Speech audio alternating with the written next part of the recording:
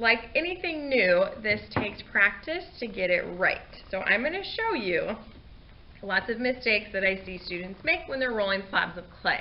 So the first mistake that I see students make is they wedge the clay and they forget step 2, which is to flatten the clay. So I see students who start with a rock of clay like that, and then they remember to put their guide sticks on either side, and then they just take their rolling pin and they think they can flatten this piece of clay.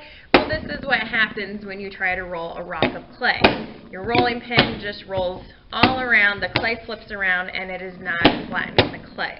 That happened because you did not press down to flatten it like a pancake first. That's why we flatten like a pancake. Another common mistake that I see students make is they press too hard to begin with. So if you press this down all the way till it hits the rolling pin, and then you try to push as hard as you can to stretch the clay, a couple things are going to happen.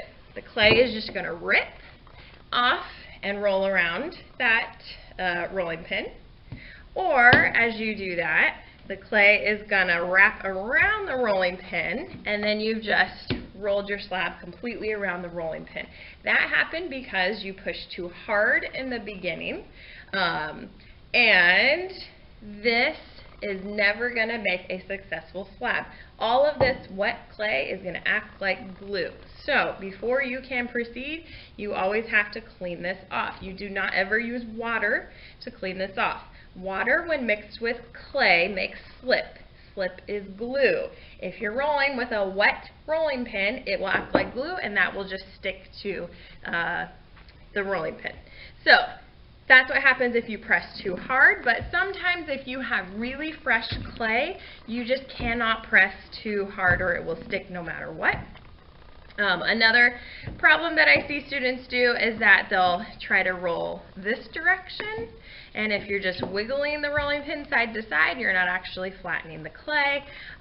Or I'll see students roll to the edge, and instead of rolling all the way off the clay, they just roll straight back towards themselves, and now you've wrapped the clay. So that was because you did not roll all the way off the slab of clay.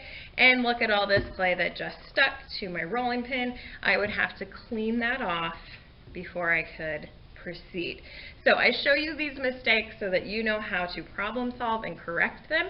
If you see somebody at your table making these mistakes, stop them, remind them to clean off their rolling pin, remind them to roll from the middle out, or remind them to go all the way off the clay if things are starting to stick. Another issue could be that your clay is just too soft. So if your clay is too soft, it means that it needs dried out. So wedging longer is going to help dry that clay out, and then your rolling pin shouldn't stick as much, and then you'll be more successful. So another issue that you might have is that water might spill on your tabletop. If this area in front of you is really, really wet, you can tell it's getting darker in color, then the clay might stick to that surface. So what you want to do then is just slide over to another dry surface before you continue to roll out your slab of clay. So I'm going to flatten like a pancake. I've got my guide sticks. Roll off, pick up, go to the middle, roll off, pick up, go to the middle, roll towards me. I'm going to check to make sure this stencil fits. It does not. I'm going to turn it a quarter turn. I'm going to continue to roll off, roll towards me. And now when I think I am finished, I flip it one last time, press as hard as I can. If that clay does not stretch anymore, I have truly reached uniform thickness. Now I check for air bubbles. I pop any air bubbles before I start to cut out my clay.